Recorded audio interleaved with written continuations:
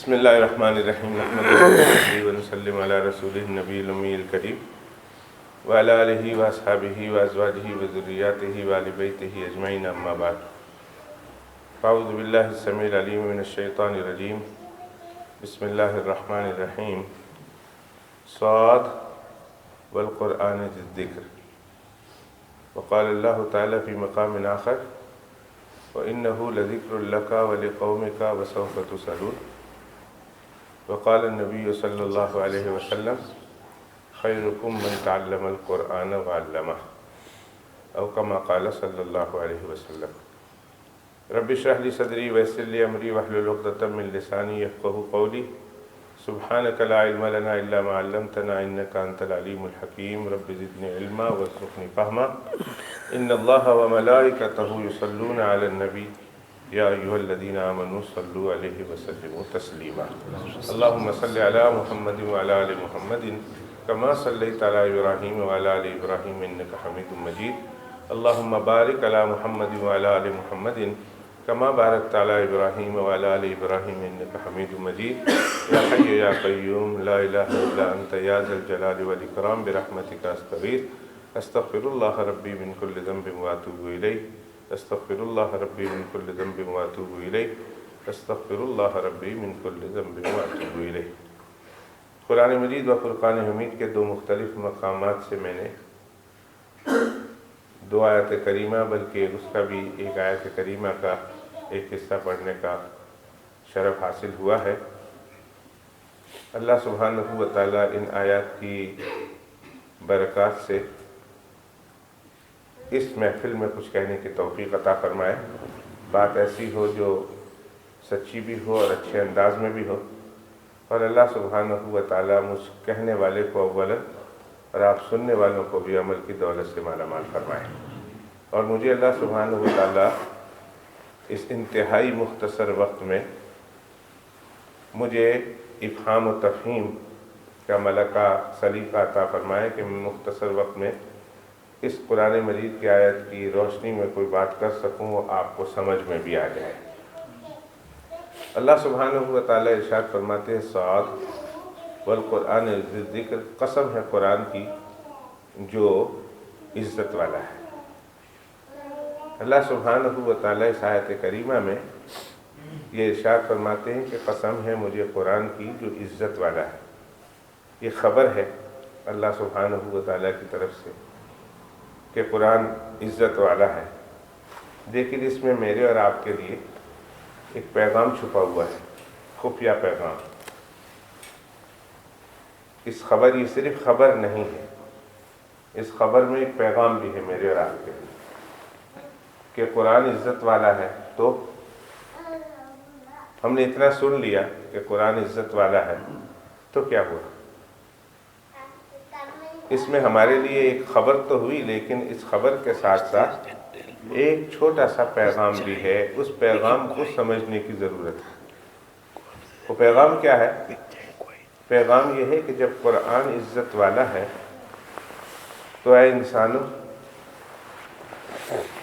اگر تم بھی عزت والے بننا چاہتے ہیں، دنیا کا قاعدہ یہ ہے کہ جس کو کوئی چیز چاہیے تو وہ ادھر جاتا ہے جہاں ملتی ہے یا جس کے پاس وہ چیز ہو۔ آپ لوگوں نے ایک مسئلہ سنا ہوگا اور یقیناً سنا ہوگا، اور آپ حضرات بہت اچھی طرح جانتے ہوں گے، اور ہم میں آپ میں بے شمار ایسے آدمی بیٹھے ہوں گے کہ جو بزرگوں کی محفلوں میں جاتے ہیں، خانقاہوں میں جاتے ہیں، بلکہ خانقاہوں میں رہتے ہیں، اللہ والوں کی صحبت میں رہتے ہیں۔ فلاں بزرگ آئے، اب ان کے پاس 5 دن رہوں گا، فلاں بزرگ آئے ان کے ساتھ 10 دن رہوں گا۔ یہاں سے انڈیا جاتے ہیں، یہاں سے پاکستان جاتے ہیں، یہاں سے دنیا کے دوسرے ملکوں میں جاتے ہیں، کسی بزرگ کی خدمت میں رہنے کو جاتے ہیں۔ کیوں جاتے ہیں؟ اس لیے کہ اس بزرگ کے پاس جو چیز ہے، اللہ کرے ان کی صحبت میں رہوں تو وہ چیز مجھے بھی حاصل ہو جائے۔ بڑی صاف بات ہے، ایسا ہوتا ہے کہ ہمارے یہاں بہت مشہور جملہ ہے اردو میں، خربوزہ خربوزے کو دیکھ کر رنگ پکڑتا ہے۔ تو خربوزہ جب خربوزے کو دیکھ کر رنگ پکڑتا ہے، بلکہ ایک انسانی فطرت ہے کہ جس کے ساتھ وہ رہتا ہے یا جس کے ساتھ وہ صحبت اختیار کرتا ہے یا وابستگی اس کے ساتھ یا تعلق اس کے ساتھ جوڑ لیتا ہے تو پھر رفتہ رفتہ اس کی عادتوں کو وہ اپنا لیتا ہے. اس کی وہ خوبیاں جس کے ساتھ وہ وابستگی اور تعلقی کا اظہار کیا ہوا ہے اس کی وہ خوبیاں اس کے اندر آ جاتی ہیں. یہی وجہ ہے کہ محل اللہ کی صحبت میں جاتے ہیں، وہاں رہتے ہیں، وہاں رہنے کے بعد ان کے اندر رفتہ رفتہ جو بھی خوبیاں ہیں وہ رفتہ رفتہ مرید کے اندر شیخ کی خوبیاں آہستہ آہستہ سرایت کرنی شروع ہو جاتی ہے. ایک بڑا مسئلہ ہے اور اس پر اگر ایک نہیں سینکڑوں مثال پیش کروں تو بھی کم ہے، بے شمار مثالیں اس کے ذہن میں مل سکتی ہیں. حکیم امت مجدد دین و ملت عظیم المرتبت حضرت حضرت مولانا اشرف علی صاحب تھانوی نور اللہ مرقدہ و برد مسجدہ، ان کے ایک بہت بڑے مرید تھے اور بہت بڑے عالم تھے. تو انہوں نے حضرت سے کہا، لکھا حضرت الحمدللہ سب کچھ ٹھیک جا رہا ہے لیکن میرے اندر غصہ بہت ہے اور بلا وجہ چھوٹی چھوٹی باتوں پر مجھے غصہ آ جاتا ہے. تو اس کا علاج میں بہت کر رہا ہوں، اپنی طرف سے کوشش کر رہا ہوں لیکن وہ ختم نہیں ہوتا، بلا وجہ غصہ آ جاتا ہے. تو حضرت اس کو دور کرنے کے لیے توجہ فرمائیں اور کوئی عمل تجویز فرمائیں. تو حضرت نے کہا آپ کیا کر رہے ہیں؟ کہا فلاں مدرسے میں پڑھا رہا ہوں اور بخاری شریف پڑھا رہا ہوں. فرمایا بس اس مدرسے والوں سے چھٹی لیں اور چھٹی لینے کے بعد 1 مہینے کے لیے آپ فلاں مکتبہ میں، فلاں کتب خانے میں جو دلی میں ہے، فلاں کتب خانے میں آپ یہ مہینہ اس کے یہ مالک ہیں ان کے پاس گزاریں. اب وہ انہوں نے جب تحقیق کی تو پتہ چلا وہ کوئی عالم بھی نہیں ہے، وہ کوئی بہت بڑے مفتی بھی نہیں ہے، کوئی حافظ قرآن بھی نہیں ہے، کوئی بہت بڑے آدمی نہیں ہے. اور حضرت نے شیخ الحدیث صاحب کو یہ کہا کہ میں کہتا ہوں آپ ان کے پاس وقت گزاریں. بڑے حیران ہوئے لیکن حضرت کا حکم تھا، علاج خود ہی وہاں کا تھا اور حضرت نے تجویز کیا تھا اور فکر بھی تھی ان کو. دوستوں فکر کی ضرورت ہے. جب فکر ہو کسی چیز کے دور کرنے کے بارے میں تو پھر انسان یقیناً کوشش کرتا ہے، اپنے اندر کوئی عیب محسوس کرتا ہے، کوئی مرض محسوس کرتا ہے اور وہ یہ سمجھتا ہے کہ یہ مرض میرے لیے زہر ہے، میرے لیے سم قاتل ہے اور اس مرض سے مجھے اگر میں اس کی علاج نہیں کروں گا تو مجھے بہت تکلیف پہنچ سکتی ہے. تو پھر انسان اس کے لیے تگ و دو بھی کرتا ہے، محنتیں بھی کرتا ہے، ملک بھی چھوڑتا ہے. اگر اللہ نہ کرے، اللہ نہ کرے ہم کو پتہ چل جائے کہ ہمیں کینسر ہے، اللہ نہ کرے، کہو آمین. اللہ تعالیٰ جس کو ہے اپنی رحمت سے انہیں شفا عطا فرمائے اور جس کو نہیں ہے اللہ سبحانہ و تعالیٰ مرتے دم تک اس کو، تمام مسلمانوں کو بلکہ تمام انسانوں کو اللہ اس خطرناک اور موذی مرض سے محفوظ رکھے. جس کا ٹریٹمنٹ چل رہا ہے اللہ تعالیٰ اس کے ٹریٹمنٹ کو کامیاب کرے اور جس کو لا علاج قرار دیا گیا ہے اللہ سبحانہ و تعالیٰ اس کے ہر گزرنے والے لمحے کو جو تکلیفوں میں ہے اللہ اس کے گناہوں کی معافی کا اور جنت کی درجات کی بلندی کا ذریعہ بنائے. اور جو اس مرض میں دنیا سے جا چکے ہیں اللہ سبحانہ و تعالیٰ ان کی مغفرت فرمائے. ہوں گے گلاسٹر میں بھی ہوں گے، پوری دنیا میں پھیلے ہوئے ہیں ایسے لوگ، اللہ تعالیٰ سے دعا ہے اللہ ان کو شفا عطا فرمائے. بہرحال اگر ہم میں سے آپ میں سے کسی کو پتہ چل جائے کہ ہمیں جو ہے مرض ہے، کینسر ہے، اب جب اس کو یہ پتہ ہے کینسر بڑا خطرناک مرض ہے تو اس کینسر کا مرض سن کر وہ آدمی اب چین سے نہیں بیٹھ سکتا. وہ ڈاکٹروں کے پاس جائے گا، ڈاکٹروں کے پاس جا کر جو ہے اس کا علاج مانگے گا، تجویز کرائے گا اور پھر ڈاکٹر اگر کوئی علاج تجویز کرے تو پھر بھی بہت سارے ایسے ہیں جو مطمئن نہیں ہوتے، ڈاکٹر کے سر پر چڑھ جاتے ہیں، ڈاکٹر صاحب ابھی کریں ابھی کریں ابھی کریں. اور پھر یہاں NHS کی لسٹ لمبی ہوتی ہے تو کہتے ہیں اچھا ڈاکٹر صاحب یہ میرا رپورٹ مجھے دے دیں. پھر جرمنی جاتے ہیں، آگے پیچھے جاتے ہیں، وہاں جا کر علاج کراتے ہیں، ہندوستان جاتے ہیں، جا کر علاج کراتے ہیں. کہیں ایسا نہ ہو کہ یہاں لیٹ ہو جائے اور یہ مرض مجھے کھا جائے اور مجھے قبر میں پہنچا دے. فکر ہوتی ہے کوئی بھی ایک مرض ہو جس کے بارے میں انسان جس کو سیریس لیتا ہو. دوستو یہ تو جسمانی مرض ہے، زیادہ سے زیادہ کیا کرے گا؟ اگر اس کا علاج نہیں ہو سکا تو ہم قبر میں چل جائیں، ہمیں قبر تک پہنچا دے گا. لیکن ایک مرض ہے دل کا، ایک مرض ہے روحانیت کا. لیکن روحانیت کے امراض اتنے خطرناک ہیں کہ صرف انسان کو قبر میں نہیں پہنچاتے بلکہ انسان کو جہنم کے گڑھے میں پہنچاتے ہیں. ایک ایک مرض، ایک ایک روح کی بیماریاں اتنی خطرناک ہے، اتنی خطرناک ہے کہ جس طرح دنیا کی تو کیا زیادہ سے زیادہ بڑی بیماریاں اگر بڑھ گئی اور علاج نہ ہوا اور کامیاب نہ ہوا تو قبر تک پہنچا دے گا. بس وہ تو کسی دن جان ہی جانا ہے، آج نہیں تو کل، کل نہیں تو پرسوں، کسی وقت بھی چلے جائیں گے. لیکن اگر روحانی مرض اللہ نہ کرے انسان کے قلب میں پیدا ہو گیا اور انسان کو لگ گیا اور انسان نے اس کا علاج نہیں کیا، تو دوستو پھر یہ قبر پر جا کر بات ختم نہیں ہوتی، بلکہ یوں کہے کہ قبر سے جا کر تو اصل اس بیماری کی سختی شروع ہوتی ہے۔ اس کی سختی تو اصل قبر سے پھر شروع ہوتی ہے، پھر قبر ہے، پھر حشر ہے، پھر جہنم ہے، یہ تو وہاں سے اس کی سختی تو بیماری کی اصل شدت تو وہاں سے شروع ہوتی ہے۔ اللہ میری آپ کی حفاظت فرمائے۔ تو پھر لگ جائے گی، تو جس کو فکر نہیں اس کی تو ہم بات نہیں کر رہے ہیں، لیکن جس کو فکر ہوتی ہے کہ یہ مرض مجھ سے دور ہونا چاہیے، کہیں ایسا نہ ہو اللہ ناراض ہو جائے، کہیں ایسا نہ ہو یہ مرض مجھے جہنم تک پہنچا دے، تو پھر وہ اس کے لیے علاج بھی تجویز کرتا ہے، پوچھتا ہے اور پھر اس علاج پر عمل بھی کرتا ہے۔ تو شیخ الحدیث صاحب تھے، خود ہی حضرت سے پوچھا، خود ہی فکر مند تھے، تو حضرت سے پوچھا، حضرت نے جواب دیا کہ آپ کو جانا پڑے گا۔ مدرسے کو انہوں نے جو ہے چھٹی کی درخواست دی کہ مجھے 1 مہینے کے لیے جانا ہے، میں بیمار ہوں اور میں نے اپنی بیماری کے علاج کے لیے اپنے شیخ سے نسخہ تجویز کیا مانگا ہے اور حضرت نے نسخہ تجویز کیا ہے 1 مہینے کا، لہذا مجھے چھٹی دے دی۔ مدرسہ والوں نے چھٹی دے دی، اٹھ کے آ گئے۔ جب ان کا کام کیا تھا، صبح 9 بجے سے لے کر شام کو 5-6 بجے تک اس کتب خانے میں بیٹھنا ہے، وہ کتابیں بیچا کرتے تھے۔ حضرت کو پوچھا حضرت کیا کرنا ہے، کہا کچھ نہیں کرنا، وہاں جا کے صرف آپ نے بیٹھنا ہے، کچھ نہیں کرنا، صرف بیٹھنا ہے، ان کے پاس جا کے بیٹھنا ہے۔ بڑے حیران بھی ہوئے، جب گئے ان کے پاس کہا کہ حضرت نے خط لکھا ہے میں کل صبح 9 بجے سے آ جاؤں گا، کہا جائے۔ چنانچہ 9 بجے چلے گئے۔ اب جو کتاب والے آتے ہیں خریدنے کے لیے تو اول کتاب کو پھاڑتے ہیں، کتاب کو ادھر سے اٹھا کر ادھر رکھتے ہیں اور کتاب خرید کے لے جاتے ہیں، پھر واپس لے آتے ہیں۔ غرضے کے جو گڑبڑی ہوتی تھی وہ دیکھتے تھے اور ان کو غصہ آتا تھا کہ یہ لوگ خواہ وقت برباد کر رہے ہیں، لیکن جو اصل مالک تھے جن کے پاس حضرت نے بیٹھنے کا حکم دیا تھا وہ بالکل چپ، ہر آدمی سے ہنسی خوشی بات کرے۔ تو جب کچھ گاہک چلے جائے تو یہ ان کو کہے یار یہ تو کیا کر رہا ہے، کچھ کہو نا ان کو، تو وہ کہتے بس ہو جائے گا، سب کچھ ایسے چلتا رہتا ہے، یہ کاروبار ہے۔ 1 دن 2 دن 3 دن 4 دن 5 دن پہلے تو بہت غصہ آتا رہا اس حرکتوں کو دیکھ کر۔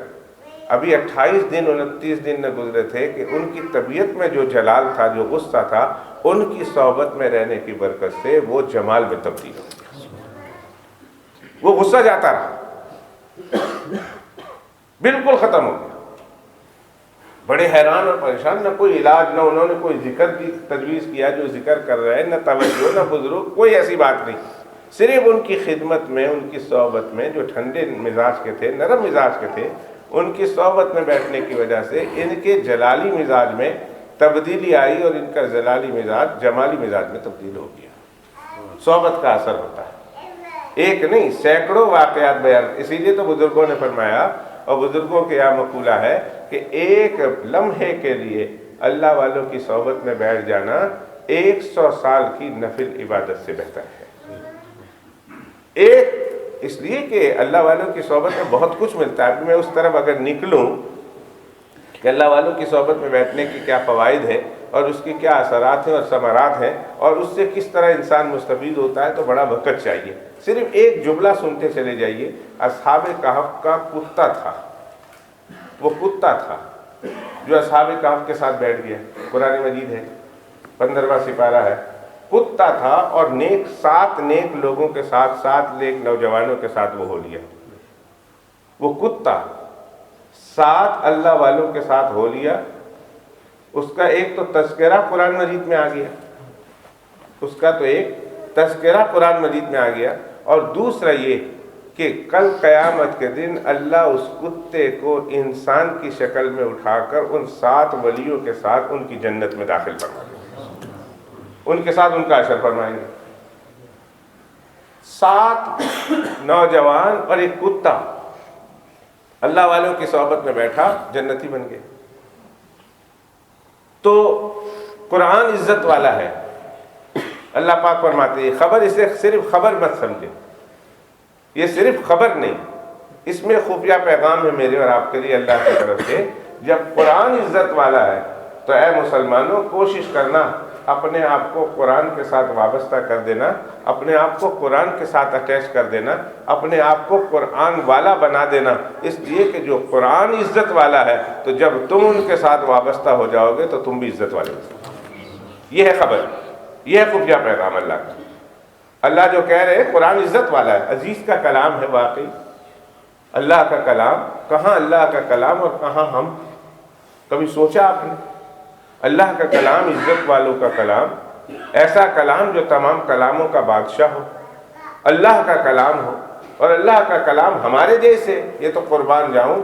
اور آپ صبح شام اس قرآن کی نعمت پر خدا کا شکر ادا کریں، اور خدا کا شکر ادا کرنے کے ساتھ ساتھ جناب محمد الرسول اللہ صلی اللہ علیہ وسلم کی ذات بابرکت پر درود و سلام کا تحفہ بھیجیے کہ اللہ کے پیغمبر علیہ الصلوۃ والسلام کی وجہ سے، ان کی برکت سے اللہ نے میرے اور آپ کے لیے قرآن آسان فرما دیا۔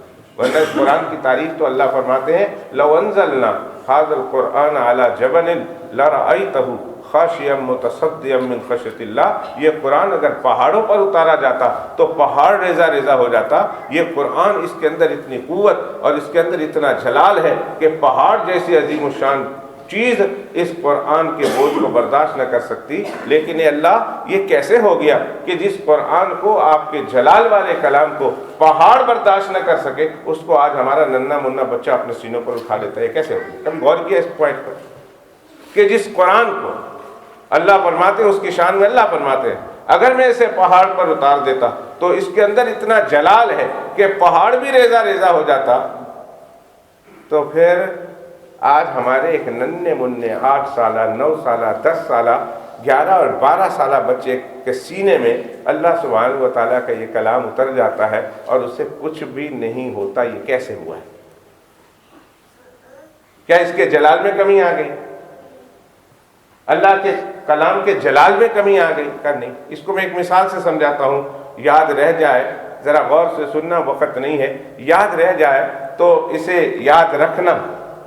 اور اس لیے میں کہہ رہا ہوں کہ اس کے نتیجے میں جہاں اللہ کا شکر آپ ادا کریں، اس کے ساتھ ساتھ جناب رسول اللہ صلی اللہ علیہ وسلم پر درود و سلام بھی ہمیشہ بھیجتے رہیں۔ دیکھیں یہ جو چاند ہے نا، چاند 14ویں کا چاند، 15ویں کا چاند، یا جو چاند آپ کو نظر آتا ہے، حقیقت میں چاند کالا ہے۔ چاند میں اپنی کوئی روشنی نہیں ہے۔ کسی سے پوچھ لیجیے، نوجوان بچے زیادہ سمجھتے، چاند میں کوئی روشنی نہیں۔ چاند میں روشنی کہاں سے آتی ہے؟ سورج سے۔ جب سورج کی روشنی چاند پر پڑتی ہے تو چاند نظر آتا ہے، اور سورج اور چاند کے درمیان میں کوئی حجاب آ جائے یا سورج اور چاند آمنے سامنے نہ ہو تو پھر چاند کالا ہی کالا ہے، چاند نظر نہیں آتا۔ تو ایسا ہی ہے مولانا صاحب، میں غلط کہہ رہا ہوں، آپ زیادہ پڑھے لکھے ہیں دنیاوی اعتبار سے، لیکن یہ ایک حقیقی بات ہے کہ چاند کے اندر اپنی روشنی کوئی نہیں ہوتی۔ چاند کی روشنی در حقیقت وہ سورج کی روشنی کا اثر ہوتا ہے۔ ایک بات پوچھتا ہوں آپ کو، جب سورج دن کو 12 بجے نکلا ہو، آپ سورج کو دیکھ سکتے ہیں؟ سورج کو نہیں دیکھ سکتے۔ 1 بجے 2 بجے 3 بجے 4 بجے، ہاں شام کو جب سورج بالکل بوڑھا ہو جائے، پیلا ہو جائے، بالکل مردار ہونے کے قریب اور ڈوبنے کے قریب ہو جائے، پھر تو سورج کو دیکھ سکتے ہیں۔ دن کو ہم سورج کو نہیں دیکھ سکتے۔ لیکن جب 14ویں کا چاند ہوتا ہے، جب فل مون ہو، ہر آدمی دیکھتا ہے، خوشی محسوس کرتا ہے، دیکھنے میں فرحت لذت محسوس کرتا ہے۔ بعض من چلے تو ایسے ہیں کہ فل مون پر پکنک مناتے ہیں، باہر بیٹھتے ہیں، اس مون سے بہت انجوائے کرتے ہیں۔ حیران ہو گئے، اور حقیقت بھی ہے، سورج کو آپ دیکھ نہیں سکتے، سورج کی روشنی کو آپ دیکھ نہیں سکتے، مگر یہی سورج کی روشنی جب چاند سے گزرتے ہوئے آ رہی ہے، وہ تو چاند کی تو روشنی نہیں ہے، چاند تو کالا ہے۔ تو چاند کے اندر جو روشنی ہے در حقیقت کس کی روشنی ہے؟ سورج کی روشنی ہے۔ تو جب سورج کی روشنی آپ دن کو نہیں دیکھ سکتے، لیکن سورج کی یہی روشنی چاند سے گزرتے ہوئے جب آتی ہے تو صرف دیکھتے ہی نہیں بلکہ آپ فرحت محسوس کرتے ہیں، خوشی محسوس کرتے ہیں۔ جی ہاں، کیوں؟ اس لیے کہ سورج مظہر جلال ہے اور چاند مظہر جمال ہے۔ جب جلال جمال سے ہو کر آیا، ہمیں محسوس ہوا، خوشی ہوئی۔ اللہ کے کلام میں جلال ہے، محمد الرسول اللہ کا قلب اطہر جمال ہی جمال ہے۔ جب اللہ کا کلام، جلالی کلام، محمد مصطفیٰ کے قلب جمالی سے گزرتا ہوا مجھ پر اور آپ پر آیا تو ہمارے لیے آسان ہو گیا، ہمارے لیے آسان ہو گیا۔ اگر یہ ڈائریکٹ آتا تو اس کی شان یہ ہے، اللہ فرماتے لو انزلنا ھذا القرآن علی جبل لرأیتہ، اگر یہ میرا جلالی کلام بغیر کسی واسطے کے سیدھا میں پہاڑ پر اتار لیتا تو پہاڑ میں بھی دم اور مجال نہیں تھی کہ وہ اللہ کے کلام کو برداشت کر لیتا۔ مسلمانوں احسان مانو حضرت محمد الرسول اللہ کے قلب اطہر کا کہ اللہ نے وہ قلب اطہر محمد الرسول اللہ کو عطا کیا، اس ہستی کو، اس سراپا جمال کی ہستی کو جو سب کچھ جمال ہی جمال ہے، جب عطا کیا ہے ان کو قلبی جمال والا دیا ہے، جلالی کمال، جب جلالی کلام جب جمال قلب سے اور قلبی جمال اور جمال محمدی سے اور قلب محمدی سے گزرتا ہوا مجھ تک اور آپ پر آیا تو آج اتنا آسان ہو گیا، اتنا آسان ہو گیا کہ ہمارا 7، 8، 9 سال 10 سال کا بچہ بھی اسے اپنے سینوں میں اٹھا لیتا اور اسے کچھ نہیں ہوتا۔ تو دوستو میں تو یہ کہہ رہا تھا کہ اللہ سبحانہ و تعالیٰ فرماتے ہیں یہ عزت والا کلام، قسم کھا کے اللہ فرماتے ہیں صاد والقرآن ذی الذکر، قسم ہے قرآن کی جو عزت والا ہے۔ تو خبر ہے اس میں ایک چھوٹی سی کہ اے مسلمانوں، جب کلام عزت والا ہے، اللہ کا کلام ہے، عزت والے کا کلام عزت والا ہے، تو اگر تمہیں بھی عزت چاہیے دنیا میں اور آخرت میں تو پھر اس قرآن کے ساتھ اپنے آپ کو وابستہ کر لو، تو عزت والے ہو جاؤ۔ اور دوستو تاریخ بتاتی ہے، میں بہت معذرت خواہ ہوں، صبح سے نکلا ہوں گھر سے، ایک جگہ پر ہم نے مدرسے کا افتتاح بھی کرنا تھا، وہاں سے جب ہم ادھر آئے اللہ کی پناہ اتنا رش کبھی پورا سال اسفار میں گزرتا ہے، لیکن آج جتنا جو ہے رش ملا ہم کو موٹر وے پر، ہر 10-15 منٹ تیزی کے ساتھ گاڑی چلا پھر گاڑی رک جاتی تھی، پھر 15-20 منٹ گاڑی نکالی پھر رک جاتی تھی، تو اسٹوک سے لے کر یہاں تک آنے میں ہمیں 3.5 گھنٹے سے زیادہ کا وقفہ گزر گیا۔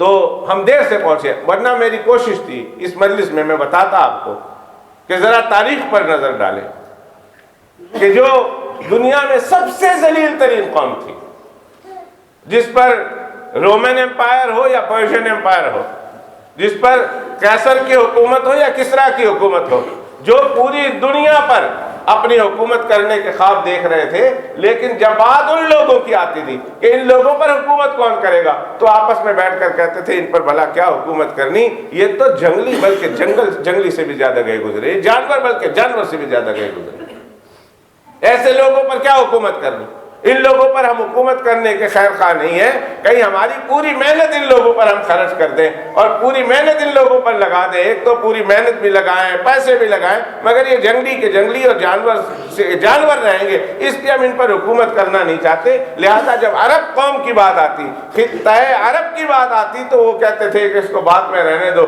دیکھیں گے فرصت میں کہ ان کے اوپر حکومت کرنی ہے یا نہیں، دنیا کے دوسرے علاقوں پر حکومت کرنے کے خواب دیکھیں۔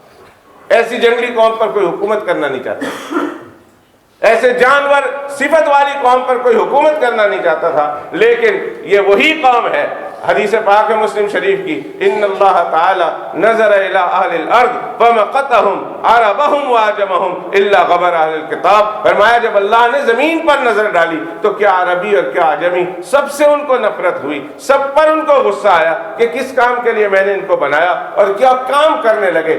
اللہ سبحانہ و تعالی جب نظر ڈال رہے ہیں ان قوموں پر تو اللہ کو غصہ آ رہا، اللہ ناراض ہو رہے ہیں، اور پھر جب اللہ نے یہی قرآن مجید ان پر اتارا اور محمد الرسول اللہ صلی اللہ علیہ وسلم کے ذریعہ سے اللہ نے یہ پیغام ان تک دیا، اور پھر یہ قرآن پاک پر اور اللہ کے اس پیغام پر اور عزت والی کتاب پر اور ذکر پر جب عمل کرنے والے بن گئے تو پھر اللہ سبحانہ و تعالیٰ اس کے بعد جب اس قوم پر نظر ڈالتے ہیں تو پھر اللہ نے ایک اصول بنا دیا، اللہ کا یہ فرمان قرآن مجید میں آ گیا کہ فَإِنْ آمَنُوا بِمِثْلِ مَا آمَنْتُمْ بِهِ فَقَدْ اهْتَدَوْا۔ لوگوں ایک وقت ایسا تھا جب قرآن نہیں نازل ہوا تھا، جب میں نے ان پر نظر ڈالی تھی تو مجھے ان پر غصہ آ رہا تھا، اب جب یہ قرآن والے بن گئے تو ایسے عظیم الشان بن گئے کہ قیامت تک کے آنے والے انسانوں کے لیے ان کو معیار بنا دیا کہ اگر تم میری پاک بارگاہ میں کامیاب ہونا چاہتے ہو تو تمہیں ان جیسا بن کر آنا پڑے گا۔ کہاں وہ وقت تھا کہ ان پر کوئی حکومت کرنے کے لیے تیار نہیں، کہاں وہ وقت تھا کہ اللہ نظر ڈال رہے تو اللہ کو ان پر غصہ آ رہا ہے، لیکن جب قرآن مجید کے حاملین ہو گئے، جب قرآن مجید کے عاملین ہو گئے، جب قرآن مجید پر عمل کرنے والے ہو گئے، قرآن مجید کے اٹھانے والے ہو گئے، قرآن پاک جو کتابی شکل میں تھا وہ ان کی اپنی زندگیوں میں اترتا چلا گیا، وہ ان کی زندگیوں میں اترتا چلا گیا۔ جو قرآن مجید کی آیتیں تھیں وہ حضرات صحابہ کرام کی زندگیوں میں تھی۔ قرآن کی آیت اگر آنکھوں کی قرآن میں تھی تو صحابہ کی آنکھوں میں وہ آیت دیکھو۔ اگر قرآن میں کوئی آیت زبان کی ہے، صحابہ کرام کی زبانوں میں اس کا عملی نمونہ دیکھو۔ اگر وہ ہاتھوں سے متعلق ہے، صحابہ کے ہاتھوں میں وہ عملی شکل میں موجود تھی۔ اگر وہ پیر سے متعلق ہے، صحابہ کے پیروں میں موجود تھی۔ اگر وہ دل سے متعلق ہے، صحابہ کے دل میں موجود تھی۔ قرآن پاک کا عملی نمونہ بن گئے۔ قرآن پاک ایک واقعہ ملک شام، ایک بہت بڑی لڑائی ہوئی تھی مسلمانوں کی شامیوں کے ساتھ پرانے زمانے میں۔ آج وہی ملک شام یا اس کا کچھ حصہ آفت زدہ حصوں میں شمار ہونے لگا ہے۔ اس کے حالات سن کر مسلمان دن رات روتا ہے۔ دعا کیجیے اللہ ملک شام سے حالات اللہ دور فرما دے، اور اللہ سبحانہ وتعالیٰ اپنی رحمت سے ان لوگوں کو بھی امن، چین، سکون، اطمینان عطا فرما دے۔ دوستو وہ بھی کبھی کسی وقت میں ہماری طرح محلوں میں رہنے والے تھے، وہ بھی ہماری طرح کھانے پینے والے، سکھ، چین، سکون، اطمینان کے ساتھ سونے والے تھے، لیکن آج وہ میدانوں میں پڑے ہوئے ہیں، گھٹنوں گھٹنوں برف ہے، ان کے پاس کاغذ نہیں کہ کاغذ جلا کر اپنے آپ کو گرم کر لے۔ آپ نے یقیناً وہ تصویر دیکھی ہوگی کہ جس میں سردی کی وجہ سے وہ چھوٹا سا بچہ یا بچی 2-3 سال کی ہے، وہ اکڑ جاتی ہے، اس کے ہاتھ کھڑے ہو جاتے ہیں، پیر کھڑے ہو جاتے ہیں سردی کی وجہ سے۔ اس کی ماں اس کے اوپر گرتی ہے کہ چلو میں بچے کو ذرا جھک کر میں اس کو سہارا دے دوں، اپنی باڈی کی گرمی اسے پہنچا دوں۔ جب صبح اس کا خاوند آتا ہے باہر سے تو دیکھتا ہے بچہ بھی فوت ہو چکا ہوتا ہے، اس کی ماں بھی فوت ہو چکی ہے سردی کی وجہ سے۔ آج ہم گھروں میں رہ کر سردی نہیں برداشت کر سکتے، وہ میدانوں میں پڑے ہوئے ہیں اور سردیاں اور اس کے علاوہ اور دوسرے بہت قسم کی تکلیفیں برداشت کر رہے ہیں۔ ایک تو ہے کہ مالی طور پر ہم نے ان کی مدد کرنی ہے، بلینکٹ اپیل چل رہی ہے پورے ملک میں، آپ کے یہاں بھی اس کا کوئی نہ کوئی چرچا ہوگا۔ کبھی امہ ویلفیئر والے اور کبھی الرحمہ ویلفیئر والے، کبھی اسلامک ریلیف والے، مختلف تنظیمیں بلینکٹ اپیل کے نام سے ان کے لیے یا سردی اپیل کے نام سے ان کے لیے جو ہے وہ پیسے مانگ رہی ہے۔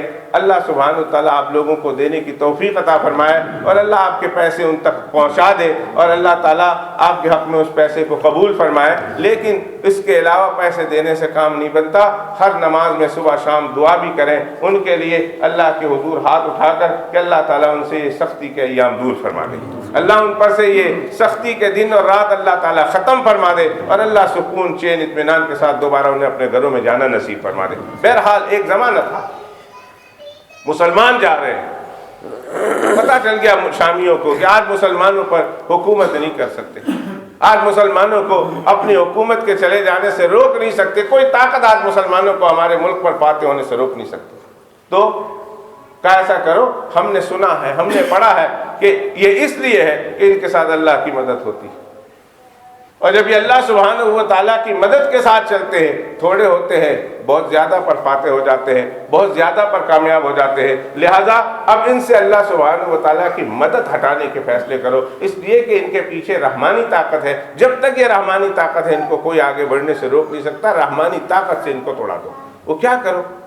انہوں نے کہا ایسا کرو، یہ جس راستے سے شہر میں داخل ہوں گے اس طرف بھی اور اس طرف بھی بالکل مادر ذات برہنہ خوبصورت سے خوبصورت ترین لڑکیاں بالکل ننگم ننگی چاروں طرف کھڑی کر دو، اور ان کو کہہ دو کہ یہاں سے مسلمان مجاہدین اس درمیان سے گزریں گے، اور گزرنے کے بعد کوئی بھی تمہیں چھیڑے، کوئی تمہیں ستائے، کوئی تمہیں کچھ کہے، تم نے انکار نہیں کرنا۔ ہزار، میں 1-2 کی بات نہیں کر رہا، سینکڑوں کی بات نہیں کر رہا، ہزاروں کی تعداد میں شامی لڑکیاں، خوبصورت سے خوبصورت نوجوان لڑکیوں کی لین لگا دی گئی، جہاں سے مجاہدین نے گزرنا ہے، اس طرف بھی ننگی کھڑی، اس طرف بھی ننگی کھڑی، اور مسلمان مجاہدین نیچے سے درمیان سے گزر رہے ہیں۔ اللہ اکبر کبیرہ یا حی یا قیوم۔ تاریخ لکھتی ہے اور جو ہے مورخ لکھتا ہے، جب مسلمان ان ننگی لڑکیوں کے لکیر کی اور جو ہے ان کے بیچ سے گزر رہے تھے تو ان سب کی نگاہیں نیچے تھی، اور صرف نگاہیں نیچے نہیں تھی بلکہ نگاہیں آنسو برسا رہی تھی۔ صرف نیچے نہیں تھی، صرف نیچے نہیں دیکھ رہے تھے بلکہ وہ رو رہے تھے۔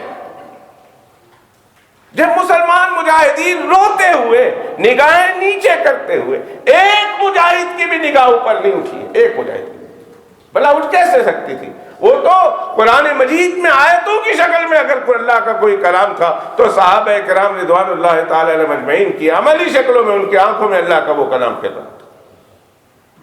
اب وہ مجاہدین روتے ہوئے گزر گئے، اللہ اکبر، وہ منظر کیسا عجیب ہوگا جب چاروں طرف مادرزاد گناہوں کی دعوت دینے والے کی شکل میں عورتیں، جوان عورتیں کھڑی ہوں، اور مسلمان مجاہدین اپنی نگاہ نیچے کیے ہوئے آنسوؤں کی برسات برساتے ہوئے گزر رہے ہوں گے۔ پہلے مجاہد سے لے کر امیر صاحب سے لے کر آخری لشکری تک گزر گیا، اور گزر جانے کے بعد کسی نے نگاہ اٹھا کر نہیں دیکھی تو وہ لڑکیاں جس کو ان کا ایمان کھینچنے کے لیے، جن کو ان کا یقین کھینچنے کے لیے، جن کی وجہ سے اللہ سبحانہ و تعالیٰ کی رحمانی قوت اور رحمانی طاقت جو ان کی پشت پر تھی، جو ان کی پیٹھ پر تھی، جو ان کی رہنمائی کر رہی تھی، اللہ تعالیٰ سبحانہ و تعالیٰ کی وہ رحمت کو ہٹانے کے لیے کھڑی تھی، جب ان لڑکیوں نے دیکھا کوئی دیکھتے نہیں تو آپس میں بیٹھ کر کہنے لگی کہ کیا یہ یا مرد نہیں ہے یا پھر انسان نہیں ہے، اگر یہ مرد ہوتے تو دیکھتے، اگر انسان ہوتے تو پھر کچھ ہوتا، لیکن یہ تو مرد بھی نظر نہیں آتے، اور اگر یہ مرد ہیں تو پھر یہ انسان نظر نہیں آتے، چلو جا کر آپس میں مشورہ کر رہے کون ہے؟ کہا چلو جا کر ان سے پوچھتے ہیں۔ چنانچہ امیر صاحب تک پیغام بھیجا کہ ہم آپ سے ملنا چاہتے ہیں۔ امیر صاحب نے کہا ملتے نہیں ہیں۔ انہوں نے کہا نہیں، ہم تنہائی میں نہیں ملیں گے، ہم اس حالت میں نہیں ملیں گے، ہم جس طرح لباس کہیں گے ہم اس طرح لباس پہن کر آپ کے سامنے آئیں گے۔ چنانچہ سارے مجاہدین کے مجمع میں امیر صاحب کے سامنے ملاقات کی، وہ سب باپردہ ہو کر آئی۔ کہا ایسا کیوں ہوا؟ امیر صاحب نے تھوڑی سی تقریر کی۔ جب تھوڑی سی تقریر کرنے کے بعد وہ ساری کے ساری 30,000 کی تعداد میں وہ لڑکیاں تھیں، وہ ساری کے ساری بول پڑی کہ اگر واقعی یہی قرآن ہے، اگر واقعی یہی اسلام ہے، اور اگر واقعی اللہ کا پیغام ہے تو پھر ہم اللہ کے پیغام کو، اسلام کو، قرآن کو قبول کرتے ہیں۔ اس ایک مجمع میں 30,000 عورتوں نے کلمہ پڑھ کر اسلام قبول کر لیا۔ دوستو، وہ ان کی زندگیوں میں قرآن تھا، انہوں نے اپنے آپ کو قرآن کے ساتھ وابستہ کر دیا، اللہ کے اس پیغام کو سمجھ گئے۔ صاد والقرآن الذکر۔ میرا ٹائم ہو گیا، یعنی میرا ٹائم نہیں، بیان ختم کرنے کا ٹائم، ابھی تو میرا ٹائم باقی ہے۔ آپ سمجھے میرا ٹائم ہو گیا تو میں ادھر نہیں، میرا ٹائم نہیں، بیان ختم کرنے کا ٹائم ہو گیا، اور میرا ٹائم کا تو مجھے نہیں پتا، تو آپ کو کیا معلوم ہوگا؟ کسی کو نہیں معلوم کس کا کون سا ٹائم ہے۔ بہرحال میرے بیان کے ختم کرنے کا وقت آ گیا، اس لیے کہ آپ لوگوں نے کھانا بھی ہے اور ابھی نماز بھی پڑھنی ہے، اور اس کے بعد انتظام ہم تو چاہتے تھے کہ عشاء کے بعد پروگرام ہوتا کہ پوری ساری رات ہماری ہو، اس لیے کہ 1-1.5 گھنٹے کے بعد تو ہم گھرم ہوتے ہیں اور اس کے بعد ہمارا اصل پروگرام شروع ہوتا ہے، تو ہم بس بات ختم کرنے لگے۔ آپ کے پروگرام میں ہم زیادہ مخل نہیں ہوں گے، ہم صرف یہ کہنا چاہتے ہیں کہ اللہ تعالیٰ فرماتے ہیں صاد والقرآن ذکر، قسم ہے قرآن مجید کی جو بڑی عزت والا ہے، جس نے اس کو لگا لیا اپنے سینے سے، اس سے ساتھ وابستہ ہو گیا، پھر یہ قرآن اس کو بھی عزت والا بنا دیتا ہے، اس کو بھی شرافت والا بنا دیتا ہے، اس کو بھی کرامت والا بنا دیتا ہے۔ صرف یہی نہیں ہوتا کہ وہ شرافت والا اور کرامت والا کلام رہ جائے اور جو اس کے ساتھ وابستہ رہ جائے وہ ویسا رہ جائے، کہا نانا اللہ کا کلام ہے، جب اللہ کے کلام سے تو وابستہ ہو گیا پھر اللہ کا کلام تجھے اللہ والا بنا دیتا ہے، سبحان اللہ، اللہ والا بنا دیتا ہے۔ اور یہ کلام اس وقت تک نہیں چھوڑتا جب تک کہ تجھے اللہ کی نگاہوں میں عزیز نہ بنا دے، معزز نہ بنا دے۔ وہ زمانے میں معزز تھے مسلمان ہو کر، علامہ اقبال مرحوم کا شعر ہے، وہ زمانے میں معزز تھے مسلمان ہو کر، اور ہم خوار ہوئے، ذلیل ہوئے، تارک قرآن ہو کر، قرآن کیا چھوڑا، ذلیل ہو گئے۔ جنہوں نے قرآن سے اپنے آپ کو وابستہ کر دیا وہ عزیز ہو گئے، اور کیوں نہ ہو، اس لیے کہ قرآن عزت والا ہے، اور جو عزت والے کے ساتھ لگ جائے اسے بھی اللہ عزت والا بنا دیتا ہے۔ کتنی عزت ہے، کتنی رفت ہے۔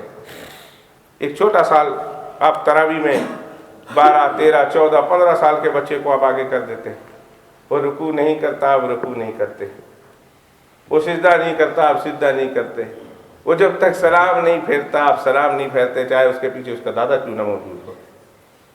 وہی چھوٹا سا بچہ ممبر پر بیٹھ جائے گا، اس کے دادا ابو ہوں گے، اس کے نانا ابو ہوں گے، وہ نیچے بیٹھیں گے۔ دنیا میں اس کا کیا مقام، پھر قبر میں کیا مقام۔ اصل مقام اس عزت والے انسان کا جو قرآن کے ساتھ وابستہ ہو گیا، اس کا اصل مقام عزت دیکھنا ہو تو پھر آخرت میں دیکھنا۔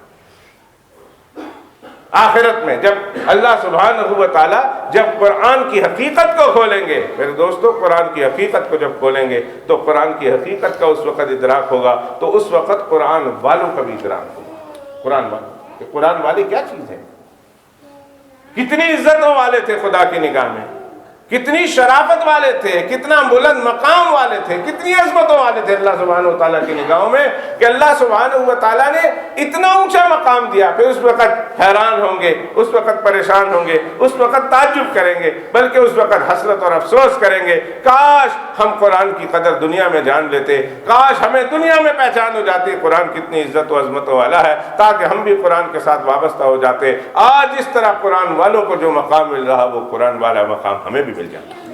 ارشاد ہے جناب رسول اللہ صلی اللہ علیہ وسلم کا، یقال لصاحب القرآن اقرا ورتل کما کنت ترتل فی الدنیا، کہا پڑھتا جا اے صاحب قرآن، پڑھتا جا پڑھتا جا، جنت کے درجوں پر چڑھتا جا، جنت کے درجوں پر چڑھتا جا۔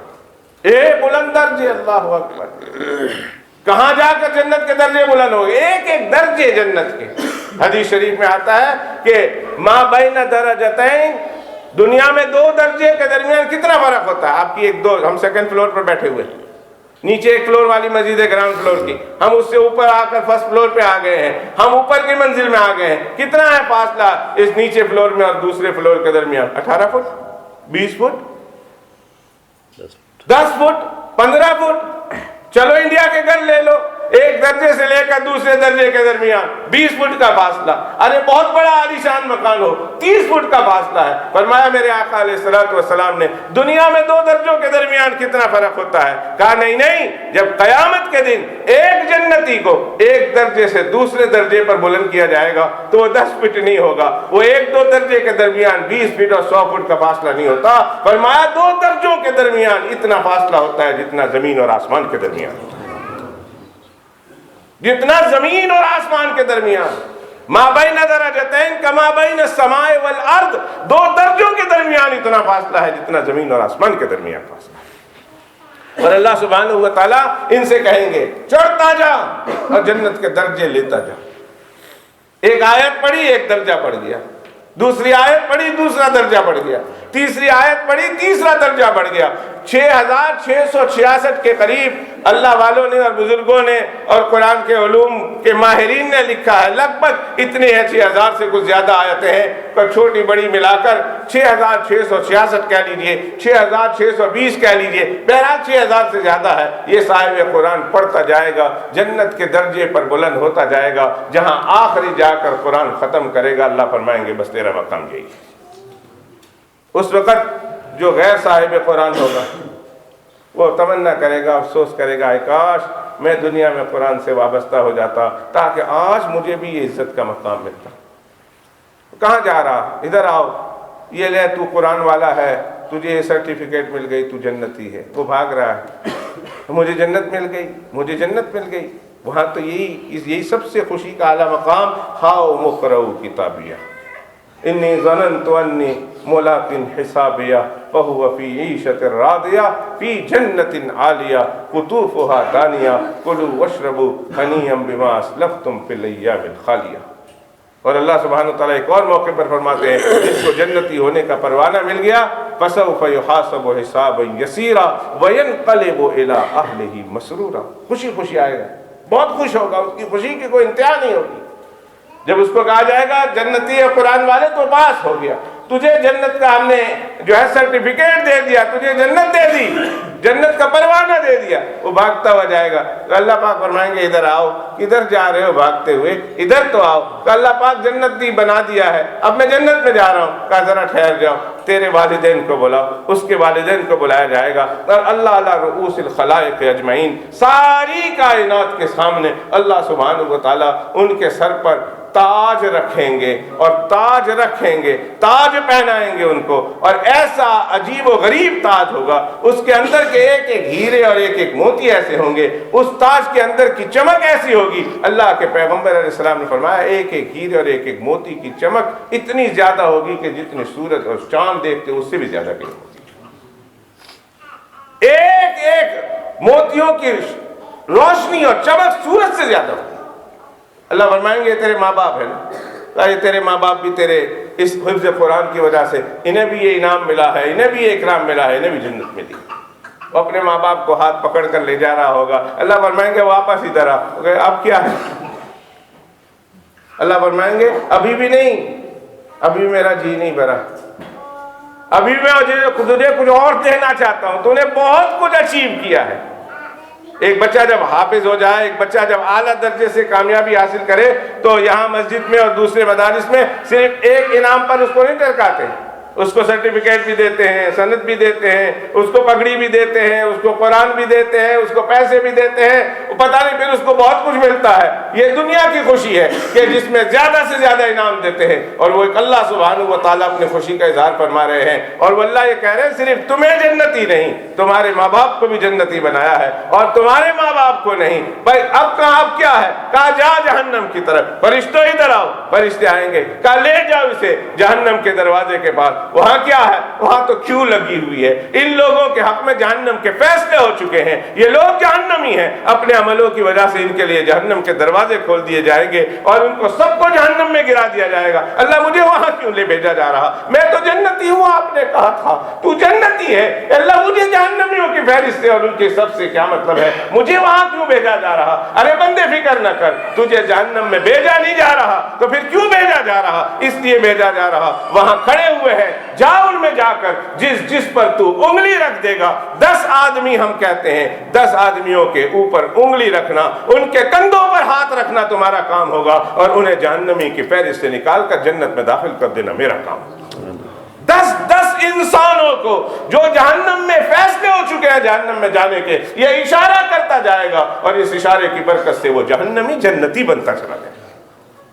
اللہ کی طرف سے یہ انعام ہوگا اس انسان کو۔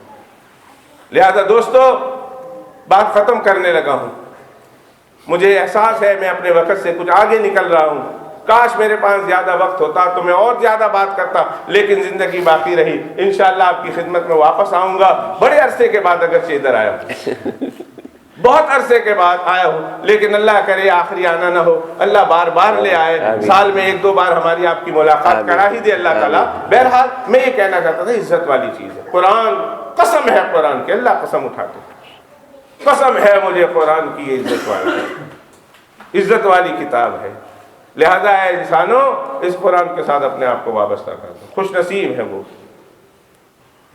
علماء کرام، وہ حفاظ کرام، وہ مسلمانوں کا طبقہ کہ جو اگرچہ حافظ نہیں ہے، لیکن انہوں نے اپنے آپ کو قرآن مجید کے ساتھ وابستہ کر دیا،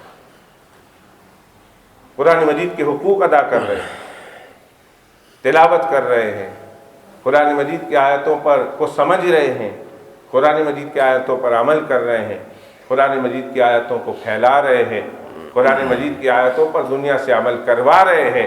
خوش نصیب ہے وہ طبقہ۔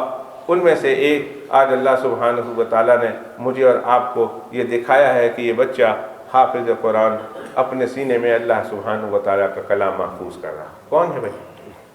یہ چھوٹا سا بچہ، کیا عمر ہے تمہاری؟ How old are you?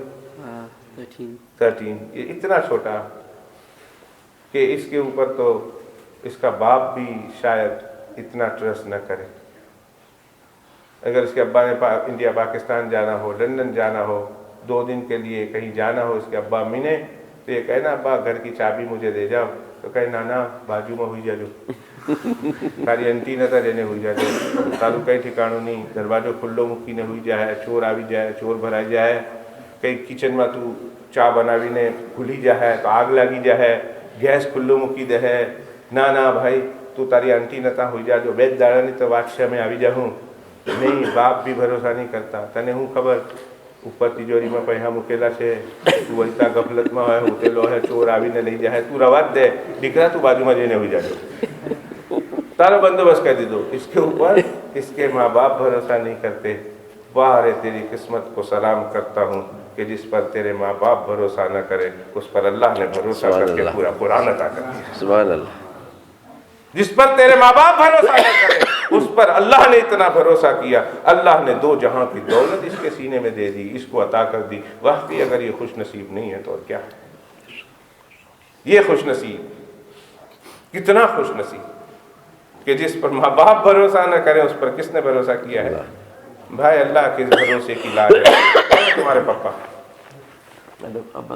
کہاں ہے اس کے ابا؟ حسن بھائی، عباس بھائی، عباس بھائی، اللہ نے بہت بڑا احسان کیا ان پر اور آپ پر اور آپ کے گھرانے پر، کہیں الحمدللہ۔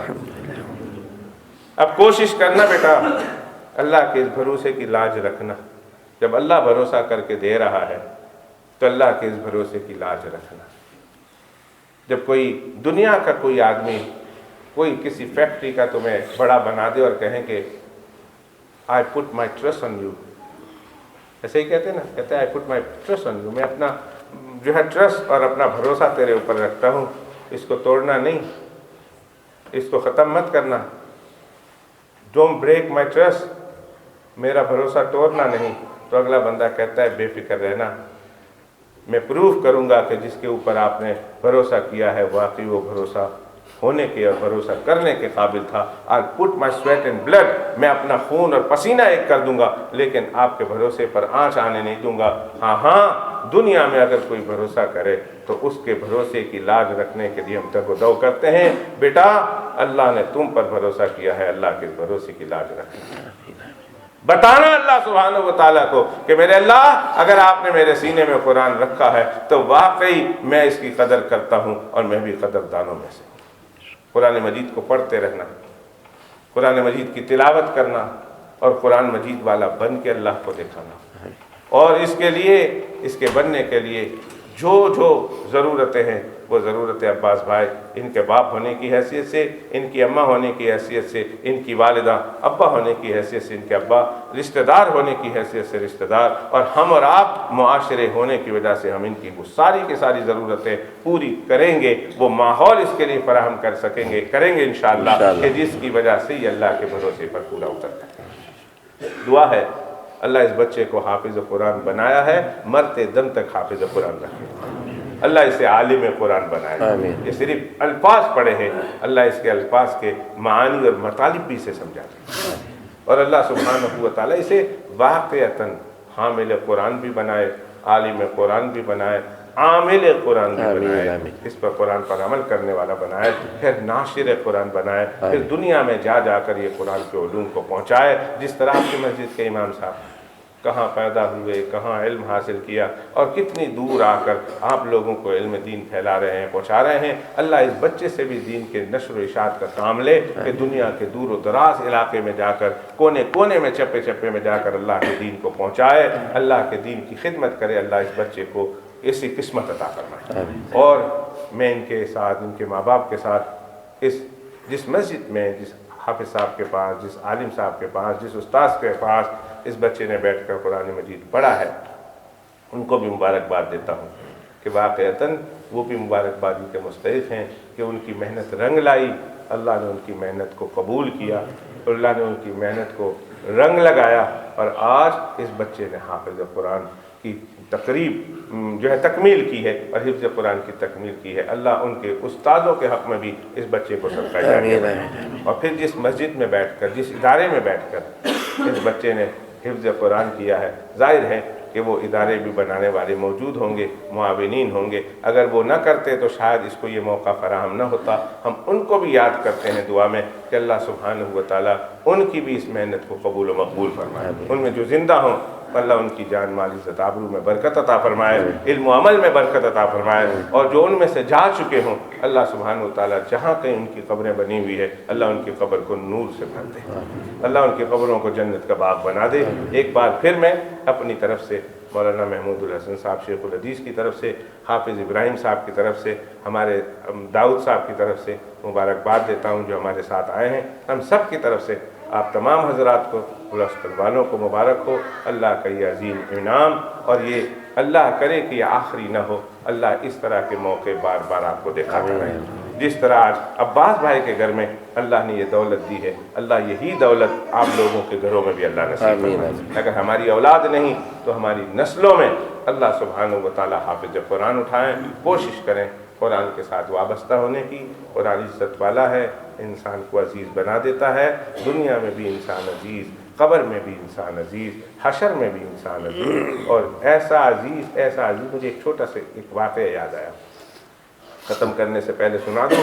قیامت کے دن میدان محشر میں ایک شخص، لوگ کھڑے ہوں گے، ایک جگہ ایک آدمی کھڑا ہوگا، اس کے سر کے اوپر بدلی سی چھائی ہوگی اور وہ بادل سایہ کیے وہ ہوگا، اس کو محشر کی گرمی اور دھوپ نہیں لگے گی، دوسرے سب لوگ دھوپ میں کھڑے ہوں گے، تو آس پاس والے جب دیکھیں گے کہ اس کو دھوپ نہیں لگ رہی ہے، بدلی سایہ کر رہی ہے، یہ کون آدمی ہے؟ پوچھیں گے، فرشتوں سے پوچھیں گے یہ کون اللہ کا ولی ہے، کون اللہ کا نبی ہے، کون بزرگ ہے، کون سی سرکار ہے کہ جس کی وجہ سے اس کے ساتھ یہ خصوصی معاملہ کیا جا رہا۔ تو عجیب بات ہے، میں نے روایت میں پڑھا، وہ اللہ کے فرشتے ان سے کہیں گے یہ کوئی اللہ کا نبی بھی نہیں ہے، کوئی اتنا بڑا اللہ کا ولی بھی نہیں ہے، کوئی نامور مشہور کوئی بزرگ بھی نہیں ہے، کہا پھر اس کو یہ اتنی بڑی جو ہے اللہ سبحانہ و تعالیٰ کی طرف سے عزت اس کو کیوں دی جا رہی ہے؟ تو جواب ملے گا یہ وہ شخص ہے کہ جس نے ایک حافظ قرآن کی اور ایک عالم دین کی علم کی وجہ سے اور حفظ قرآن کی وجہ سے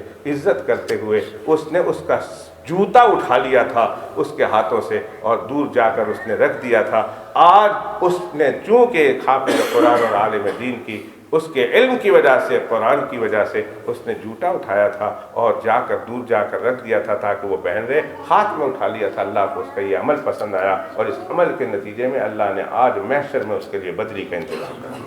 تو یہ ایک حافظ کی یوں قدر کرے، عالم کی یوں قدر کرے تو اللہ اس کو قدر کرنے والے کو یوں عزت بخشیں، تو خود بتا لیجئے کہ اس حافظ کی اور عالم کی کیا عزت ہوگی۔ اس لیے دوستو اپنے آپ کو، اپنی اولادوں کے لیے فیصلے کریں، اپنے آپ کو بھی قرآن سے وابستہ کریں، اور اللہ کا کلام جھوٹ نہیں بولتا، اللہ کا کلام کہتا ہے کہ عزت والی چیز ہے، لگ جاؤ تمہیں بھی میں عزت والا بنا دوں گا۔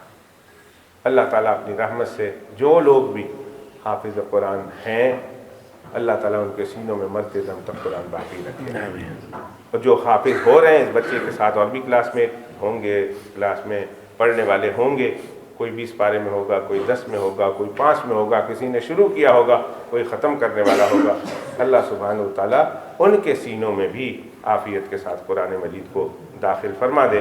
وآخر دعوانا الحمدللہ رب العالمین وصلی اللہ علی نبینا محمد وآلہ وصحبہ۔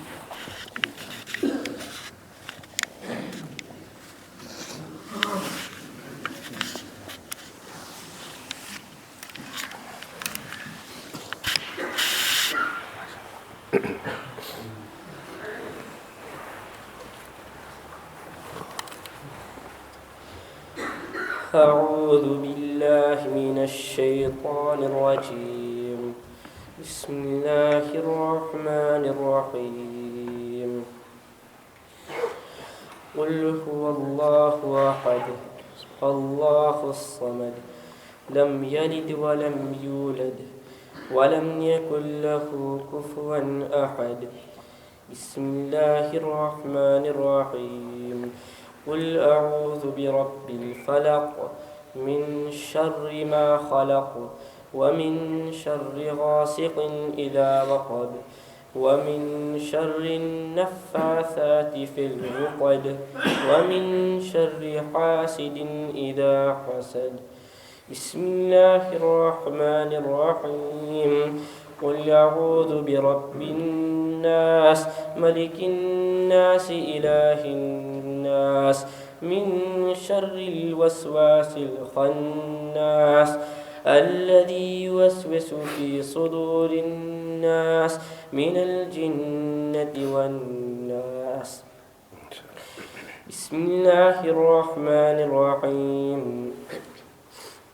الحمد لله رب العالمين الرحمن الرحيم مالك يوم الدين إياك نعبد وإياك نستعين اهدنا الصراط المستقيم صراط الذين أنعمت عليهم غير المغضوب عليهم ولا الضالين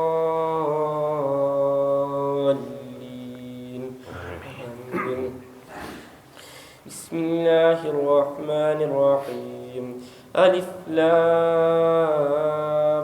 ميم ذلك الكتاب لا ريب فيه هدى للمتقين الذين يؤمنون بالغيب ويقيمون الصلاة ومما رزقناهم ينفقون والذين يؤمنون بما أنزل إليك وما أنزل من قبلك وبالآخرة هم يوقنون أولئك على هدى من ربهم وأولئك هم المفلحون صدق الله العظيم. ما شاء الله ما شاء الله. اللهم آنس وحشتي في قدري. اللهم ارحمني بالقرآن العظيم. آمين. واجعله لي إماما ونورا وهدى ورحمة. اللهم ذكرني منه ما نسيت وعلمني منه ما جهلت وارزقني تلاوته آناء الليل وآناء النهار واجعله لي حجة يا رب العالمين. آمين. ما شاء الله ما شاء الله. سبحان الله والحمد لله ولا إله إلا الله والله أكبر ولا حول ولا قوة إلا بالله العلي العظيم. اللهم ربنا لك الحمد حمدا دائما ولك الشكر شكرا دائما ولك الفضل فضلا دائما ولك الثناء ثناء دائما من السماوات ومن الأرض ومن ما بينهما ومن ما شئت من شيء بعد. اللهم ربنا لك الحمد كله ولك الشكر كله يا أول الأولين يا آخر الآخرين يا ذا القوة المتين يا راحم المساكين يا أكرم الأكرمين. اللهم صل وسلم وبارك وأنعم على حبيبك ونبيك ورسولك وخليلك ورشيدك ونجيك وصفيك وأمين وحيك سيدنا ومولانا محمد أحمد وعلى آله وأصحابه أجمعين. لا إله إلا أنت سبحانك إني كنت من الظالمين. ظلمنا أنفسنا وإن لم تغفر لنا وترحمنا لنكونن من الخاسرين. يا أحد الصمد الذي لم يلد ولم يولد ولم يكن له كفوا أحد أن تغفر لنا ذنوبنا إنك أنت الغفور الرحيم. پروردگار اپنی رحمت سے اپنے فضل و کرم سے ہمارے یہاں جمع ہونے کو قبول فرما. پروردگار عالم اپنی رحمت سے اپنے فضل و کرم سے اے اللہ ہمارا یہاں جمع ہونا اور اے اللہ اس میں جو کچھ کہا سنا کہنے سننے کو بھی قبول فرما. کہنے سننے والے کو عمل کی دولت سے مالا مال فرما. اے اللہ اس تقریب ختم قرآن کی برکت سے اللہ ہم سب کے سب گناہ معاف فرما. اے اللہ سر کے بالوں سے لے کر پیر کے ناخنوں تک بدن کا ایک ایک انگ تیری نافرمانی میں استعمال ہوا ہے. لیکن اے میرے اللہ اگر ہمارے گناہ آسمانوں کے کنارے تک پہنچ جائیں لیکن اے اللہ ان کی تعداد ان کی گنتی ممکن ہے. تیری مغفرت کی اور تیرے رحمت کی گنتی ممکن نہیں، بے حساب ہے. اے اللہ اپنی بے حساب اور وسیع اور بے پایا رحمت اور مغفرت کے بدلے اس نتیجے میں صدقے میں کہ اللہ ہم سب کے سب گناہ معاف فرما. ہماری خطاؤں سے درگزر فرما. ہمارے ماں باپ کے گناہ معاف فرما. اللہ ہمارے بیوی بچوں کے گناہ معاف فرما. بھائی بہنوں کے گناہ معاف فرما. اللہ جملہ متعلقین متوسلین مرشدین و مسترشدین ہمارے اکابرین ہمارے بزرگان دین ہمارے تمام اساتذہ کرام اللہ جن لوگوں کے لیے دعا کرنا ہمارا حق بنتا ہے. اللہ جنہوں نے ہمارا نام سن کر ہمارے ساتھ محبت کی ہے اللہ اپنی رحمت سے اپنے فضل و کرم سے ان کے گناہ بھی معاف فرما. ان کی خطاؤں سے درگزر فرما. حاضرین مجلس میں جو آمین کہہ رہے ہیں سامعین میں اے اللہ گھروں میں سننے والے اور سننے والیوں میں جو آمین کہہ رہے ہیں ان سب کے گناہ معاف فرما. پوری امت مسلمہ کے گناہ معاف فرما. پروردگار عالم اے اللہ بیماروں کو مکمل شفا عطا فرما. اللہ جو جس طرح کا بیمار ہے اے اللہ شفا دینے والی ذات صرف تیری ہے. اے اللہ تیرے ارادے کا نام وجود ہے. اے اللہ اگر تو ارادہ کر لے کائنات کی کوئی بڑی سے بڑی چیز اس کے ارادے کو ٹکرا نہیں سکتی، اس کو بدل نہیں سکتی. میرے اللہ ان بیماروں کو شفا دینے کے فیصلے فرما دیجیے. پروردگار عالم مکمل شفا عطا فرما. پروردگار عالم جن کا ٹریٹمنٹ چل رہا اس ٹریٹمنٹ میں مکمل کامیابی نصیب فرما. اگر اللہ جو مکمل شفا یاب ہو چکے ہیں کہ اللہ مرتے دم تک اس بیماری کے دوبارہ لوٹ کر آنے سے ان کی حفاظت فرما۔ پروردگار عالم جن کو تو نے بچائے رکھا ہے اپنی رحمت سے انہیں، ان کی اولاد و نسل کو اور تمام مسلمانوں کو بلکہ تمام انسانیت کو بچائے رکھنا۔ پروردگار عالم تمام مرحومین کی مغفرت فرما، اللہ تمام مرحومین کی مغفرت فرما۔ خاص طور پر جس ادارے میں بیٹھے ہوئے ہیں اللہ اس ادارے کے بانیوں میں اور اللہ اس وقت جتنے لوگ آمین کہہ رہے ہیں ان آمین کہنے والوں کے رشتہ داروں میں جو جہاں کہیں بھی اللہ تیری رحمت کو پہنچ چکے، جہاں کہیں ان کی قبریں بنی ہوئی ہیں اللہ ان سب کی مغفرت فرما، اللہ ان کی قبروں کو جنت کا باغ بنا، کروٹ کروٹ چین نصیب فرما، بال بال ان کی مغفرت فرما، عالم اسلام پہ رحم فرما، اللہ عالم اسلام پہ رحم فرما۔ جہاں مسلمان انریسٹ ہے اللہ اپنی رحمت سے اپنے فضل و کرم سے انہیں امن عطا فرما، چین سکون عطا فرما۔ اللہ جہاں گھر سے بے گھر ہو چکے ہیں اللہ دوبارہ انہیں اپنے گھروں میں باعزت طور پر جانا نصیب فرما۔ اللہ جو بھی ان کے بارے میں شر کے ارادے کر رہے ہیں اللہ ان کو اول ہدایت عطا فرما۔ اللہ اگر ان کے مقدر میں ہدایت ہے تو جلد جلد ہدایت دے، اور اگر ان کے مقدر میں ہدایت نہیں اللہ ان کے شر سے پوری امت انسانیت کی، پوری امت مسلمہ کی اللہ کی حفاظت فرما۔ پروردگار عالم جس ملک میں ہم رہ رہے ہیں اللہ اس ملک کے احوال کو بھی درست فرما، یہاں سے ریسیشن کو ختم فرما، یہاں کی معاشی کساد بازاری اقتصادی حالت کو درست فرما۔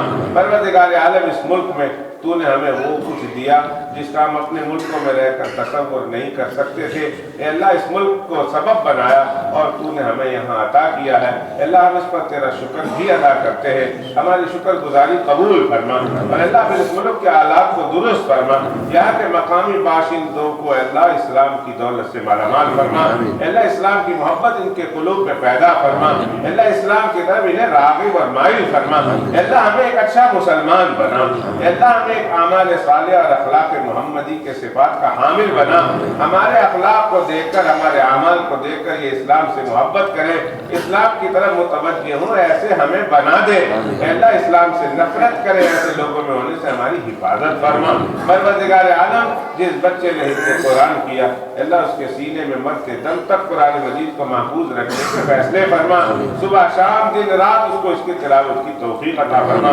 اللہ ان کے ماں باپ کے لیے، اساتذہ کرام کے لیے، اللہ ان کے آبا و اجداد کے لیے، دادا دادی نانا نانی کے لیے، پورے خاندان کے لیے بلکہ پورے علاقے والوں کے لیے، اور خاص طور پر جس مسجد میں پڑھا ہے اس مسجد کے تمام جملہ معاونین کے لیے اللہ اس بچے کو صدقہ جاریہ بنا، کہ اللہ یہ پہلا اور آخری موقع نہ ہو بلکہ اس طرح کے بچے بے شمار اور بے شمار تعداد میں، بے انتہا تعداد میں اللہ یہاں سے حافظ قرآن ہو، ایسے فیصلے فرما۔ پروردگار عالم جو بچے اور بچیاں یہاں حفظ قرآن کر رہی ہیں اللہ ان کے سینوں میں عافیت کے ساتھ قرآن مجید کو اتار دیجئے، اللہ اپنی رحمت سے انہیں اسلام کا اور مسلمانوں کا نمائندہ بنا، اللہ انہیں عالم قرآن بھی بنا، انہیں ناشر قرآن بھی بنا، اللہ اس پورے کے پورے علاقے والوں کے لیے اسے روشنی کا اور نور کا مینار بنا، اس کی وجہ سے سینکڑوں لوگوں کو، ہزاروں لوگوں کو ہدایت عطا فرما، دین کی راہ پر آ جانا نصیب فرما۔ پروردگار عالم ہم سب کی طرف سے تیرے حبیب و محبوب صلی اللہ علیہ وسلم پر اربوں خربوں بے شمار و بے انتہا بار درود و سلام کا نذرانہ پیش فرما۔ پروردگار عالم اپنے رحمت سے، اپنے فضل و کرم سے جب تک زندہ رکھے اسلام پر، اللہ جب تک زندہ رکھے عافیت کے ساتھ رکھنا، اللہ جب تک زندہ رکھے اپنی رضا اپنی مرضیات پر چلاتے رہنا، اللہ جب تک زندہ رکھے نامرضیات سے بچائے رکھنا، اور اللہ جب موت کا وقت قریب ہو تو نقشہ عجیب ہو، سامنے روضہ حبیب ہو اور زبان پہ کلمہ طیبہ نصیب ہو، ایسے مقدر فرما۔ مدینہ پاک میں، آستان عالیہ میں، اقدام عالیہ میں اللہ نماز کی حالت میں، رکوع کی حالت میں موت عطا فرما، روزے کی حالت میں موت عطا فرما، اللہ شہادت والی موت عطا فرما، اپنی رضا والی موت عطا فرما، اللہ نرسوں کے ہاتھوں میں مرنے سے بچا، ایکسیڈنٹ کی موت سے بچا، بغیر توبہ کی موت سے بچا، اپنی ناراضگی والی موت سے بچا۔ پروردگار عالم وہ موت دے کہ جو موت بھی ہزاروں انسانوں کی ہدایت کا ذریعہ بن جائے، اللہ ایسی موت دے۔ امام احمد رحمۃ اللہ علیہ کا جب جنازہ اٹھا تو 15,000 عیسائیوں نے کلمہ صرف جنازے کو دیکھ کر پڑھا ہے، اور 15,000 عیسائی صرف جنازے کو دیکھ کر مسلمان ہوئے۔ اے اللہ ہمارے ساتھ بھی ایسا کرم کا معاملہ فرما، ہماری موت کو ہزاروں انسانوں کی ہدایت کا ذریعہ فرما۔ پروردگار عالم جب تک زندہ رکھے اسلام پہ، موت دے ایمان پہ، اور آخری وقت بھی ہماری زبان پہ ہو کلمہ طیبہ لا الہ الا اللہ محمد رسول اللہ، ایسے فیصلے فرما۔ دعا ختم کرنے سے پہلے ایک بار پھر اللہ یہ پورا مجمع آپ سے التجا کرتا ہے، اللہ اس بچے کے سینے میں مرتے دم تک قرآن کو محفوظ رکھنا، اس بچے کو ان کے ماں باپ خاندان والے اساتذہ کے لیے صدقہ جاریہ بنانا۔ پروردگار عالم ہماری اولاد و نسل میں حافظ قرآن اٹھانا، عالم دین اٹھانا۔ اے اللہ ہر دور میں، ہر زمانے میں ہمارے ایک زمانہ بھی ایسا خالی نہ جائے جس میں ہماری نسل میں کوئی حافظ قرآن اور عالم دین نہ ہو۔ اے اللہ ایسے حالات سے ہماری حفاظت کرنا، ہر دور میں ہماری نسلوں میں حافظ قرآن اور عالم دین پیدا فرمانا۔ اے اللہ جن کے والدین زندہ ہیں ان کی اولادوں کو اپنے والدین کی عظمت و احترام، ان کی خدمت کی توفیق عطا فرما، اور جن کے والدین اس دنیا سے جا چکے ہیں یا ان میں سے کوئی ایک، اللہ ان کی قبر جہاں کہیں بنی ہو، اللہ اپنی رحمت سے ان کی قبر کو جنت کا باغ بنا دے، ان کی ضرورت کے ذرے ذرے پر اپنی رحمتیں اتار دے، اللہ اپنے نور سے ان کی قبر کو منور فرما دے، ان کے قبر میں جنت کی کھڑکیاں کھول دے، اللہ ان کی زندگی بھر کی تقصیرات کو معاف فرما دے، اور جتنی نیکیاں انہوں نے کی اللہ ان کی نیکیوں کو قبول فرما لے۔ اے اللہ ہماری دعائیں اپنے سونے پیغمبر علیہ السلام کے صدقے اور طفیل میں قبول و مقبول فرما۔ آمین آمین آمین یا رب العالمین۔ وصلی اللہ وسلم علی نبینا محمد وعلی آلہ واصحابہ اجمعین والحمد للہ رب العالمین۔